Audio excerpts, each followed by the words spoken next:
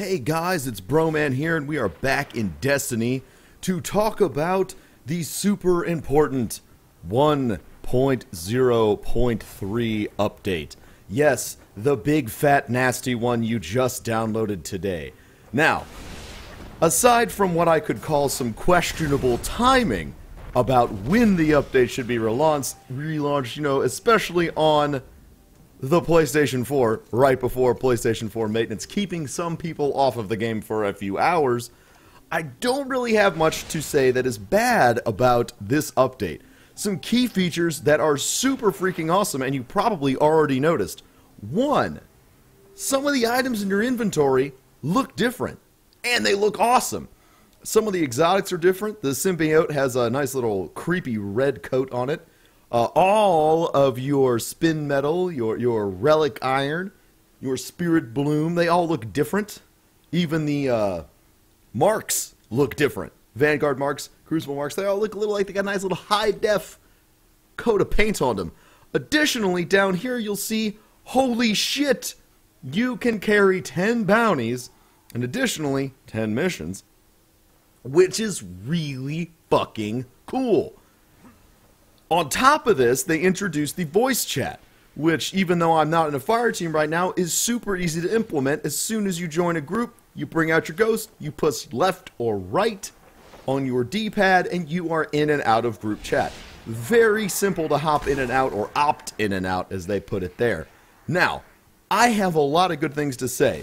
I think it's great. They certainly took a lot of feedback and a lot of thought into putting like a nice fresh coat of paint on the way things look. They specifically designed some of the materials to better match their environment, which is something that I definitely felt like was necessary in the beginning of the game. I had a really tough time identifying what the fuck a helium filament was, because it didn't look anything like what I would see in my menu. So everything kind of leads the player a little bit better when it comes to material farming, and I really, really like that. But I do have a couple of complaints, and I called this issue much earlier in the game when they started messing with the Vex Mythic class. Now, when you're a developer, you kind of have two options. You can constantly push down the player's strength ceiling, which is kind of what they did with the Mythic class, and I'll admit, when the Mythic class first kind of rolled out into PvP, the thing was broken as hell, so they buffed it down, but now they want to buff it again. You know, buff it up in PvP, down in PvE, or buff in PvE, down in PvP, and a whole bunch of other mess. But the problem is, when developers start to push down the player strength ceiling, they begin to forget about giving players more strengths. There have been multiple adjustments to other weapons, but yet they still haven't done some of the things that they promised in the beginning of the game after the first or second week of the game being out. Now, I realize it's only been a month or two, right, since they first talked about it, but after your first month or two, when you introduce a few concepts in the beginning, and they still haven't been followed through on, it makes me, as a player, start to get a little bit worried that you're going to begin to ignore the bottom tier of things that need to be pushed up to increase player power and focus solely on the things that need to be pushed down. This can be a huge problem. I, for one, love my Juju and I love the Thorn, but we've been waiting for a buff on both of those items for a long time.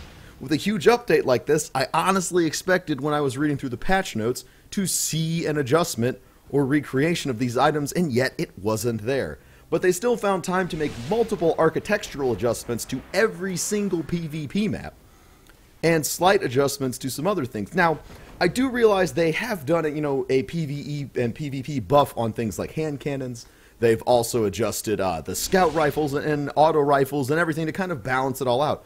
But it makes me a little worried for the future adjustments in the game, because with the end of Crota coming closer and closer, you know, the Crota's End, the Dark Below, all of that fun DLC stuff, I start to get worried that more and more overpowered weapons are going to be introduced to the game, and the weapons that we have been waiting on to get buffed aren't going to get buffed. This can, I don't know, in my opinion, it really kills a game when everyone is constantly trying to chase down the leader of the pack, because that's what the players are always going to do.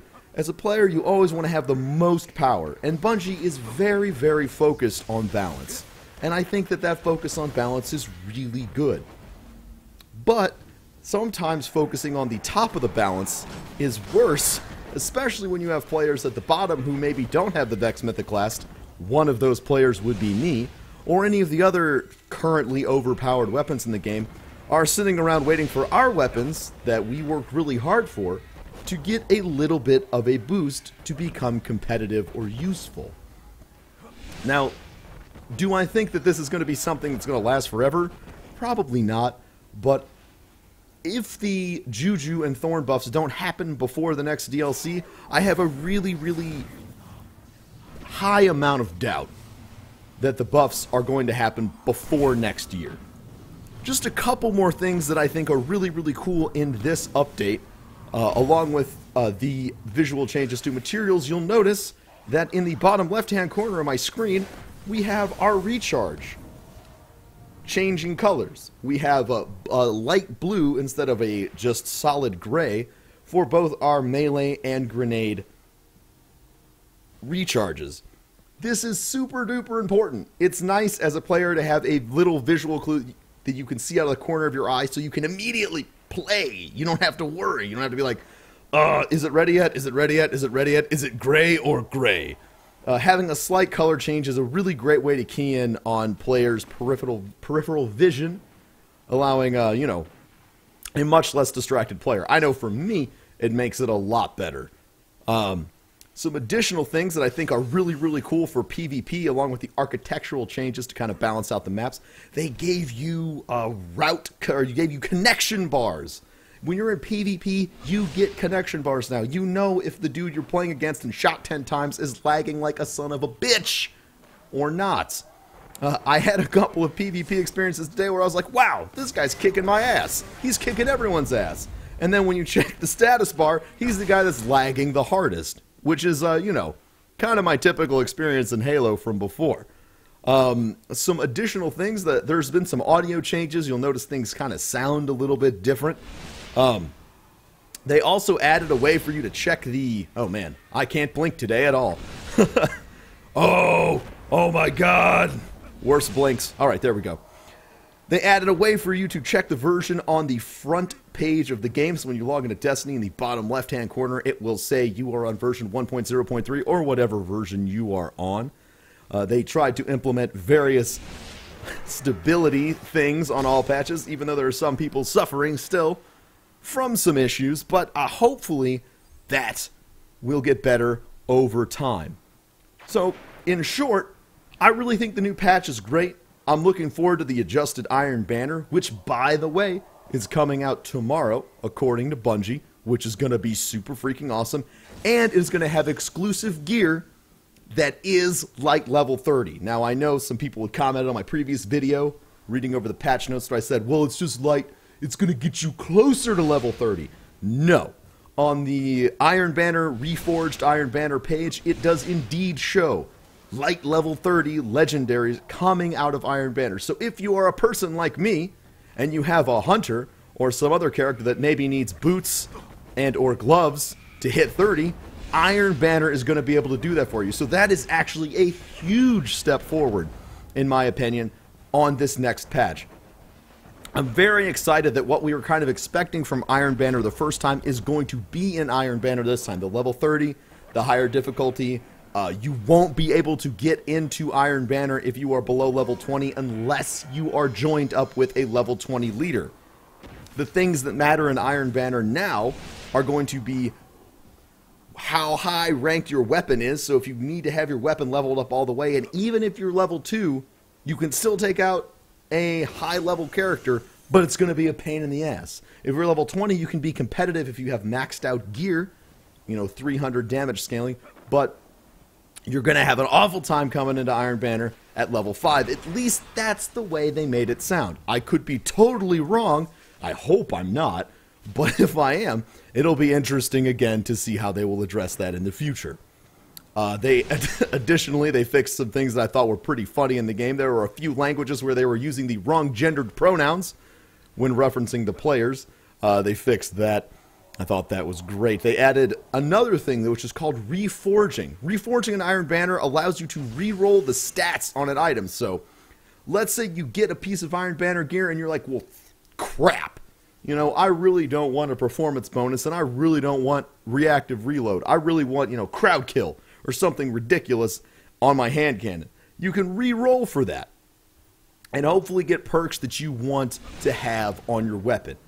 After you have those perks, you're going to be like, yeah, this is my weapon, I love it, and I will use it forever. So I really like the idea of reforging. It could be a test run of implementing some things in the future of the game where you can reforge more than just Iron Banner gear. Perhaps you could reforge all the gear in the game, which would be great. Rerolling raid gear or rerolling other legendaries in the game would be a fantastic way to add another little bit of edge to players who play a lot and allow you to create, you know, fantastic setups for every single one of your legendaries, not relying on a new legendary drop every time you want to reroll.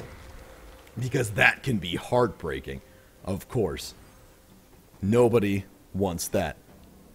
Thanks for watching today, guys. This is kind of my thoughts, quick little thoughts on, well, not necessarily quick, but they're definitely my thoughts on the current patch. I'm really looking forward to it. I'm looking forward to Iron Banner. I'm going to be doing a whole bunch of PvP on Twitch this week, and I am not the best, but I need to get 30, and it is a guaranteed way to do it. So if you are a player who is looking for a great alternate way to grab some level 30 light scaling gear, hop into Iron Banner during this next week. It's going to be a great time. You're going to be able to get yourself some light level 30 gear and hopefully mitigate some of that RNG in the Vault of Glass. I hope you guys are having a great night. I love you. Make sure to rate, comment, and subscribe. And do not forget that you are all freaking amazing. Every single one of you.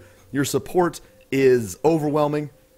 And I cannot wait to hear all of your fantastic Iron Banner stories as it comes out during the next week. Good luck getting to 30. Good luck getting to rank 5 on Iron Banner, and I will see you guys next time in Destiny.